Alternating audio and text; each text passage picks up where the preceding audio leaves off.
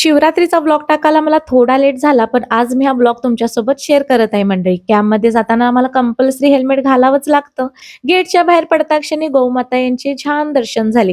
विचार केला होता छानपैकी हेअरस्टाईल वगैरे करावी, पण हेल्मेट घातल्यावर ती काय हेअरस्टाईल खराब झाली असती म्हणून नाही केली. आज आम्ही आलो होतो कॅम्पमधले शिव मंदिर येथे. तशी कॅम्पमध्ये 2-3 शिव मंदिरं असल्यामुळे आम्हाला काही जास्त गर्दीचा सामना करावा लागला नाही. मंदिरमध्ये गेल्यावर राहुनी पूजाचं ताट वगैरे छान मांडून घेतलं.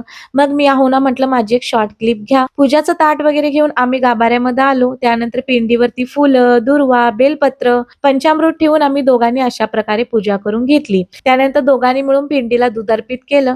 मग आम्ही निघालो बस ट्रॅव्हलमध्ये तिकीट वगैरे बुकिंग करायला. त्याच्यानंतर आम्ही खूप मोठ्या होलसेल मार्केटमध्ये आलोय कंबल घ्यायला, कारण आमच्या घरी गेस्ट येणार आहेत.